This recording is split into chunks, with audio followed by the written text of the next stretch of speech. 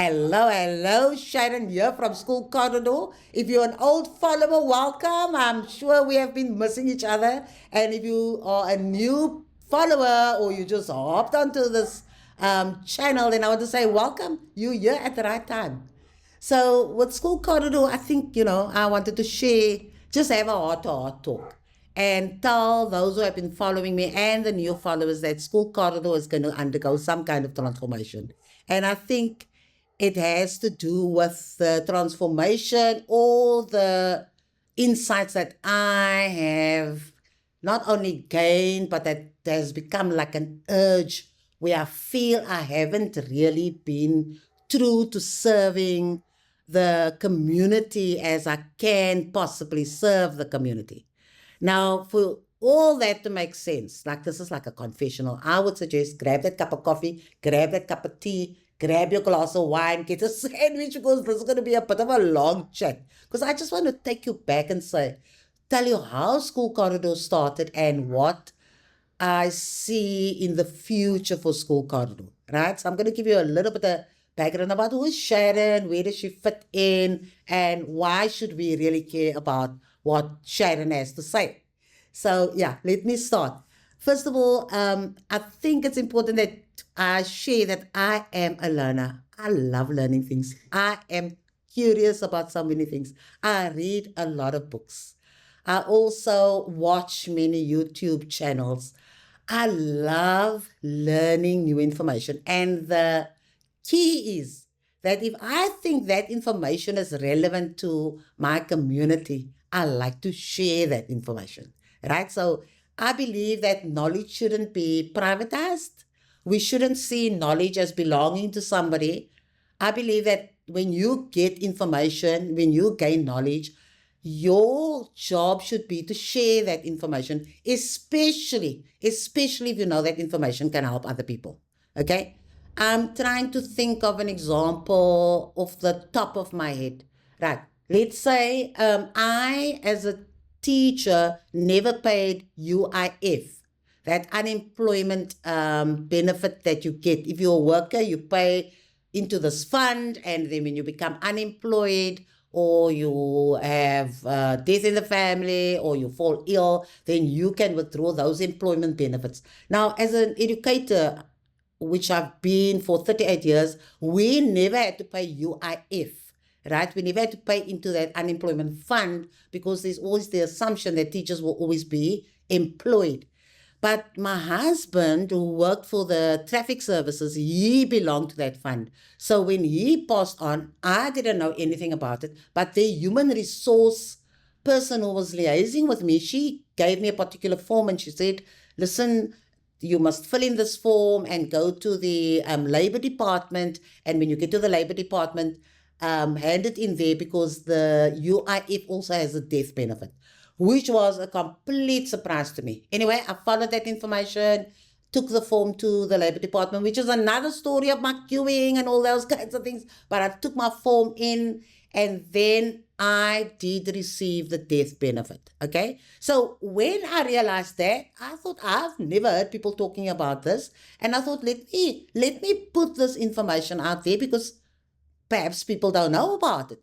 And I put the information out, but I put it out on a TikTok video because remember, School Corridor is not dealing with school-based stuff. So I thought I don't want to, make the waters murky. And then School Corridor is also on Facebook, and that sort of mimics what's happening on YouTube. And I thought, okay, TikTok, which is sort of another platform that I use, there I've been posting community matters. There I've been posting information that I think the, man in the street needs. So I put that labor information on TikTok, and I'm telling you that video went viral, and I realized that information is valuable, and I should actually create a stream on School Corridor for the sharing of that information. But I digress. So that is what I mean when I say I like to learn and I like to consume knowledge. And if that knowledge is useful, I will pass it on so that other people can benefit from it as well. I think it's also a community,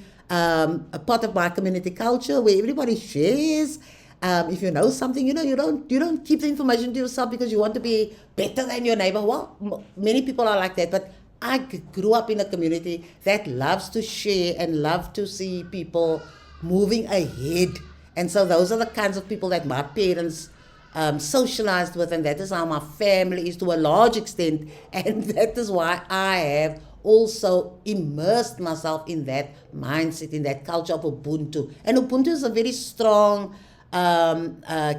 sort of cultural practice that we have in South Africa. So that's very much in line with what we expect our, South Africans to be doing for each other. And so that is a very strong point for me. And I became a teacher, yes. I have been a teacher for 38 years. I love teaching. I wanted to be a teacher from a very young age. Now, look, I think I've hinted at the fact that I also grew up in the community. In fact, I grew up as a backyard dweller. We lived on somebody's property, and we were 5 kids at the time, and we lived in our corrugated iron house, the shack. Well, we didn't think of it as a shack, but when I listen to people describing your home as a shack, and I'm thinking, that was like our palace, that's where we lived. That's where we made our memories. That's where we shared our love. But anyway, parents were working class parents. My parents were factory workers. My mom was a clothing factory worker. My dad worked in different factories, carpentry, woodworking, and then later became a driver for one of our local bus companies. But they were working class people. But the one thing about my parents was that education is very important. They stressed that. They forced it down our throats. We had to go to the public library to go do our research. We had to read books. We had to get new books every week or every 2 weeks. And then we also had to tell them what we're reading so that they could really see that we were reading. They were very, very obsessed about the fact that we must be educated. And the dream was for my parents that all of us had to complete matric. Now that was a huge, huge goal at the time, because people weren't earning much money. Your factory worker parents, your domestic worker parents, they weren't earning a lot of money. And as soon as you finished school, you finished at 6 at the time, and at 8 at the time, parents couldn't wait for you to go and find a job in the factory or work as a domestic worker or something. But my parents stuck to that because they wanted us to complete matric. They wanted to give us that head start. And today I am like ultra grateful, like uber grateful for my parents, who could have so easily taken the easy route and take us out of school and get us to work. In fact, let me tell you, at the time it wasn't the norm for your backyard dwellers, your poor people, to really go to your grade 12s, as we know it, standard 10 at the time. And even my aunts, because they saw how my parents were struggling, they would speak to my dad. My dad's sister, she would tell him, your son is old enough to go and work. Let him go and work. Let Trevor go work. Take the girls out. They're almost in standard 8, so they can also go work. And against all that family yapping, my father and my mother just stuck to their guns, and they made sure that we all complete our matric, right? So, of course, and the other thing was, my dad wanted all of us to become teachers. He had this huge dream that everybody must become teachers, because he thought teaching is a good job, you got a stable job, and you'll move on in life. But anyway, my sisters and brothers decided they are not going into teaching. And of course, I was born to be a teacher. I dreamt of being a teacher. I taught my brother and my sisters, at home. I always played school, and when we played with our friends, I wanted to be the teacher. So there was always that big dream to be a teacher. So of course I finished matric, no money, and then fortunately the state gives you a state bursary if you want to do teaching. So I got a state bursary, and there off I went to university. First generation of the family to go to university, got my degree, undergraduate degree, and then of course got my teaching diploma. And that's when I broke that generational curse in our family, and I became a teacher. Okay? So as a teacher, I then taught at Grassy Park High School for 25 years. I know. It's a lifetime. 25 years I taught at Grassy Park High School. But let me tell you, that school, back in the day, was regarded as the university of life. I couldn't have been placed at a better school to cut my teaching teeth. I was surrounded by people who were passionate about education. I was surrounded by people who were readers, people who were thinkers, people who were debaters. And at the time, I'm talking 1983, 1984, we were still in the clasp, in the claws, in the trap of apartheid, right? And so when you were, well, at our school, when you were a teacher, you weren't only expected to be, not expected, but the culture was, you cannot teach as if there is no context. You cannot teach as if there's no oppression. You cannot teach without taking into account that the apartheid system has been designed to keep people poor and to ensure that people do not get a high quality education. And so that was one of the drivers at Grassy Park High School. And so we would push each other literally to be better. And we would ensure that we were teaching the hidden curriculum as well, that we were giving the children a world view when we were teaching, that they could understand their reality and not only import the American or the European realities and teach them as if their reality doesn't exist. That is how we try to be relevant. That is how we try to be educationally sound. And that was a huge responsibility. But I must say, it wasn't a job to do that, because your colleagues were activists. Your colleagues were politicized. Your colleagues had a very deep understanding of the inequalities in society, and they had a very deep passion for education. So I was in the right place at the right time. I was in the right place at the right time because I grew by leaps and bounds. We were taught, not taught formally, but we debated robustly in our staff meetings. People who weren't part of our staff, if they came to our staff meetings, they were terrified because the language was of another level. The arguments that people had to put on the table were of such a high standard, right? You had to be thoughtful when you wanted to debate something, because you had to motivate why you wanted a particular action or a particular practice to happen at the school. So it wasn't willy-nilly. You can't just criticize a practice that we were busy with, or, for example, we had people who were almost obsessively learner-centered. They understood the learner's reality. They wanted to give the learners the best, and they didn't treat them as if they were dumb. Then we did have colleagues who thought that it's just a matter of being a mechanic, right? A mechanic in the class. So you just teach, the children must just absorb, and if they can't absorb, then unfortunately, they are not meant to study, okay? That was the driver at Grassy Park High School.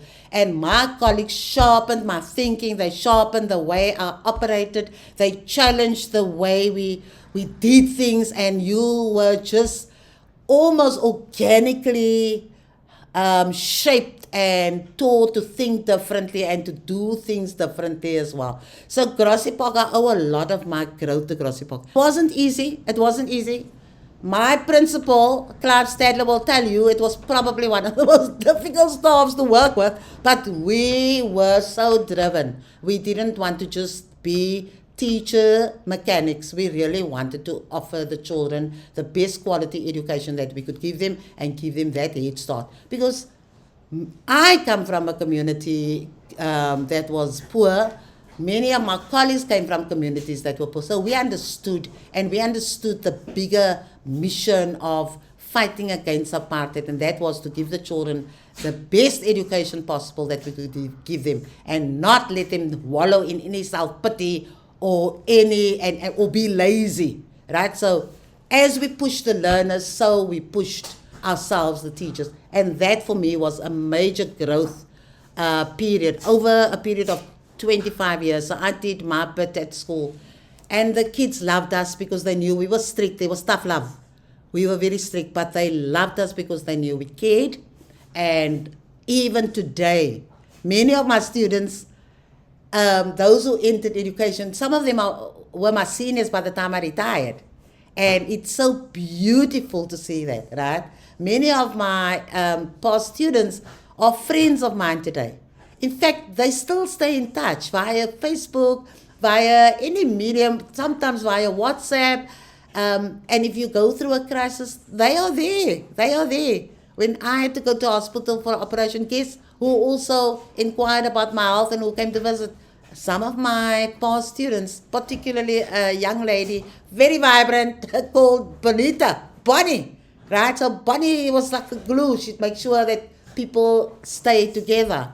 And when they have their reunions, they would invite us and they would tell us and be so full of admiration for us to tell us how we have transformed their lives, how we've impacted their lives. And then we often have to remind them that the very people whom we have helped to transform have also transformed our lives. And I make a point of telling them, especially when I see them or when it's Teacher Appreciation Day, they will still do shout outs for us. And I always remind them not to forget that it was a two-way street, that they were as impactful in our lives. They taught us how to be patient. They taught us how to love. They taught us how to be human. And for that, I will be ever grateful, right? So that was my teaching journey. So always a sharing of information. And like I say, not privatizing it, not keeping it and not wanting to share. Generally, that was the culture in the environment that I grew up in as well. So I was really on a good wicket, right? Then while I was in Grassy Park, obviously I moved through the ranks until I became part of the senior management team, and then eventually I became the acting principal. But during that time, I was also teaching on a learner empowerment program in Langa. Now, you tell me, what better experience can somebody like me had, right? Here I am, having grown up poor, becoming educated, learning as I go along, going to teach at the community school, being stretched to capacity where iron sharpens iron, and I get this amazing opportunity to teach in Langa at the Learner Empowerment School, where the learners travel for about an hour to get to the school, because they come for enrichment programs there, right? So I was teaching English, and of course they would also be in my English class, and we had a ball of a time. I was learning from them, and they were learning from me. It was just beautiful. And then of course I must say the highlight of my Langa experience at on that empowerment program was buying the amaguinas. People, if you don't know what the amaguina is, it's like a fat cook, right? That lady, that cook, that made those amaguinas at Langa's acid program. It was the best, right? And so every day, I would go there on a Saturday. So that was my Saturday school, right? That I taught that for quite a few years, and I wouldn't have wished it any other way. But on a Saturday, I would then buy my amaguinas. I couldn't wait for break. I would buy 4. And the students already knew. Whoever goes and buys the amaguinas just before break, like 5 minutes before break, because it becomes quite busy. We had about 1,000 students on campus. Then one of them would volunteer. I would ask, then they would volunteer to go and buy it. Whoever is the volunteer gets 1 amaguina, right? And I keep the 3. 2 I eat during break, 1 I keep because while I'm driving home, I'm eating my amaguina. Amazing stuff. Crispy on the outside and soft and buttery on the inside. I didn't even want the filling. They used to fill it with bologna, I think, and some kind of sauce. But I just ate the plain amaguinas. That was my highlight at Langa. And then, of course, the students. And the teachers that I bonded with there. And the program directors.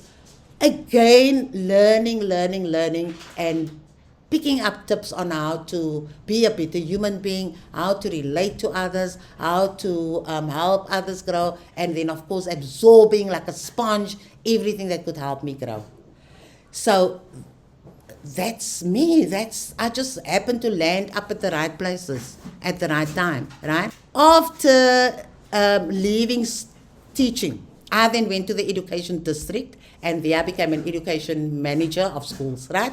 So principals had to report to me, and the school leadership team that we call the school management teams, they were also reporting to us, and of course we also had to support and manage their governance structure, the governing body. Not manage them, but ensure that the principal was in fact giving the guidance and support to the governing body. And so there was appointed as at the time called an IMG manager, and I served the schools in the very community in which I grew up in. So the primary school, Harmony Primary School that I attended, I was then in a supervisory capacity there, and I had the opportunity to engage the educators and the leadership there. And then I was also the manager of Steenberg High School, where I did my high school education, and there I could again also have a wonderful learning experience and offer the support that I could to that school. So there I was in the same community. Had I not grown up in this community, had I not come back to serve the very community in which I had grown up, I don't know what I would have done, and I think I would have been in serious debt with the Lord, because I did not follow my mission in life, and that is to serve and to help others in the field of education in my community, and then of course elsewhere as well. But starting at your own home, starting at the place where you lay down your first roots.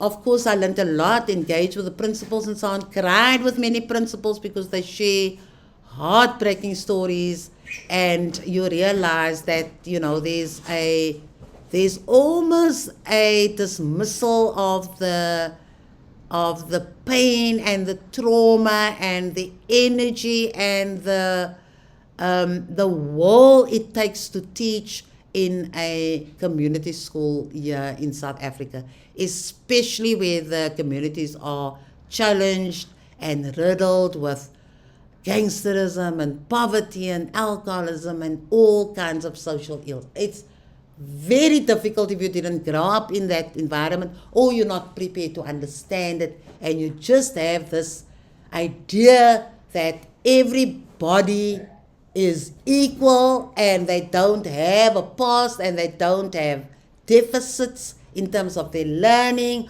or their experience or whatever, and then you want to treat a top school in a leafy suburb the same as you would treat a school that's there deep in the neighborhood, where the people sit around the school fence, or the parents don't even show their faces, or the children don't even know where their parents are, and they come to school with all that trauma, hungry, and then the teachers must teach their child and deliver, right?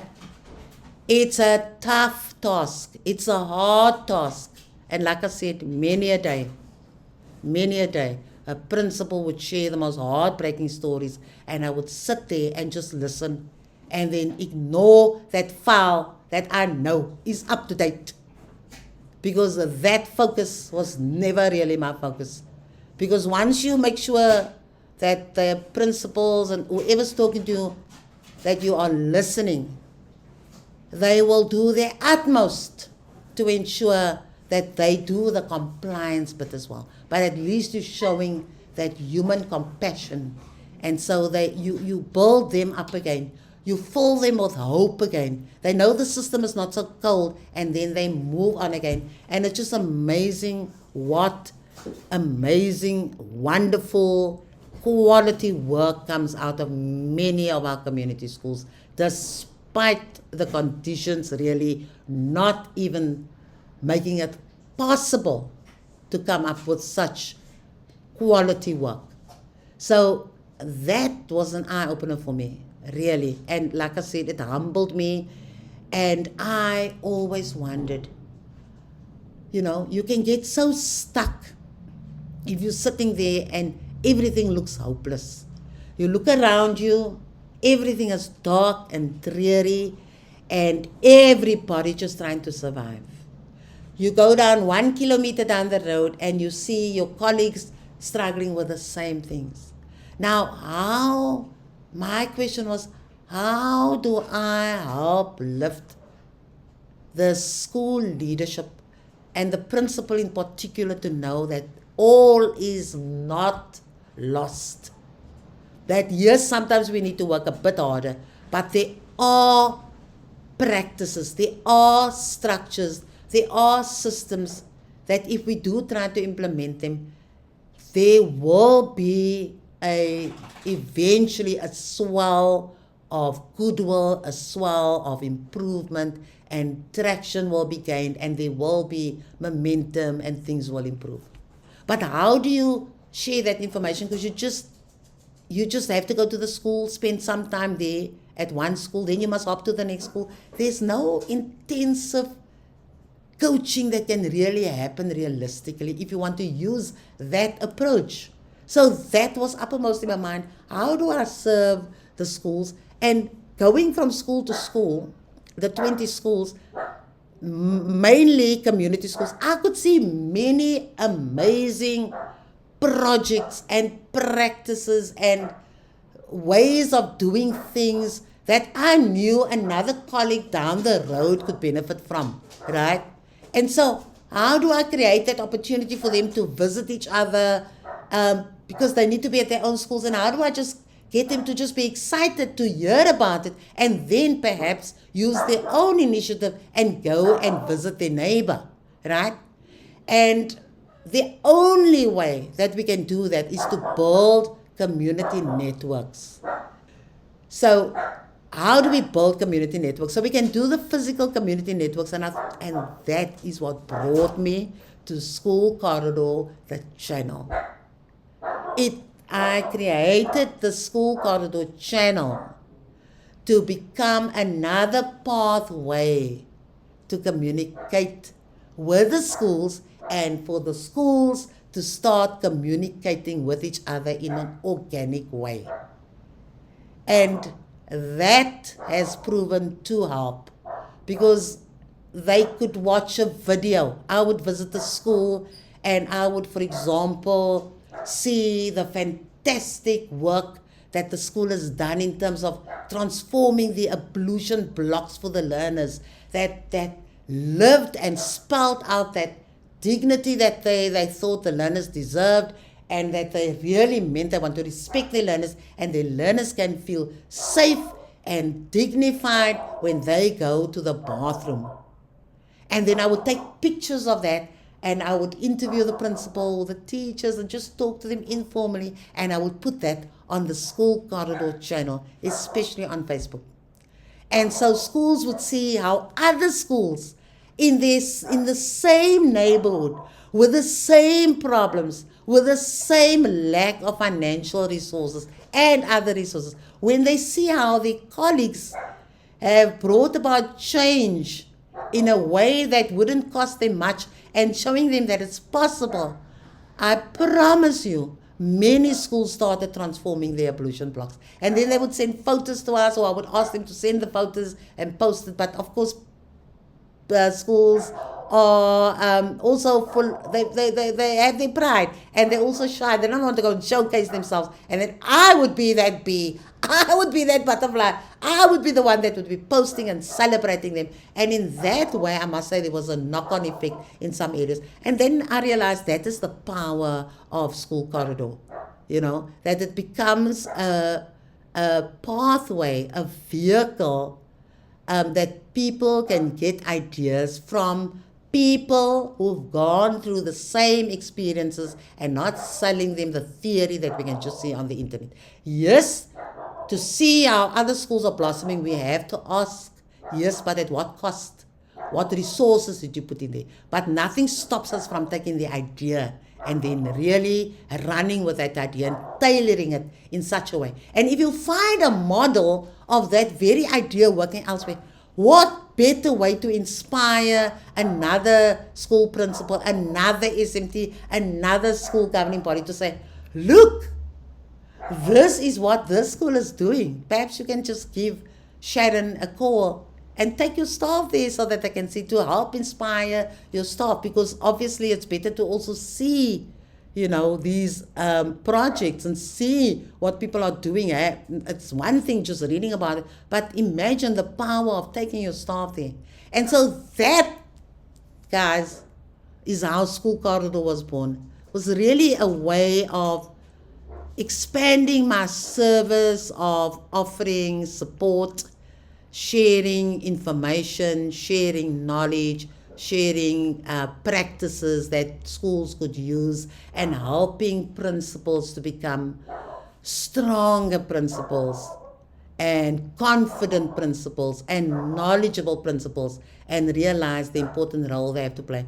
And I feel that School Corridor has a lot to offer in that field still for our specific communities in our country, South Africa. Okay? Yes, so that is the birthplace of School Corridor. Now I'd like to tell you about the expansion of School Corridor. Are you still here? Are you still okay? Because I can yap, and you can hear my dog yapping in the background there. So the second part that could be the third part. I must check my notes because I can get so carried away. I try to make notes to help keep me on track. And the main thing is, like I said, I gave you the example of how I shared the information about the UIF, how you can get that death benefit. Now, that is the kind of knowledge and information I'd like to share on School Corridor. I'd like to share and share practices and useful information that the man in the street, that my community can use. And that is the stream that I'm calling the community empowerment track or corridor in the School Corridor hub. Right? Because I think I've neglected that. I must serve my community where I can, and I think by fitting in the community empowerment track, I'm definitely even going beyond just seeing specifically to the school teachers and school staff, but also then catering for the parents at the school, catering for the children and the older brothers perhaps who are unemployed, who have not completed school. So in that way, I'll be reaching the other constituencies that also form part of the community, but it will be a track within the School Corridor channel, right? And then there's a third stream that I definitely want to put in as well. I think I need to spend more time with that, and that would be a track that deals with personal development or self-growth or reinventing yourself. And I think that kind of stream will allow me to post motivational stuff, will allow me to post inspirational videos, on health, how to look after your health, how to manage your finances and that kind of thing. So the personal growth the personal growth stream will be sort of like a third corridor, but that stream will apply to both the school specific population, and it will apply to the community specific population that are being catered for on the School Corridor channel. Yeah, that was a mouthful.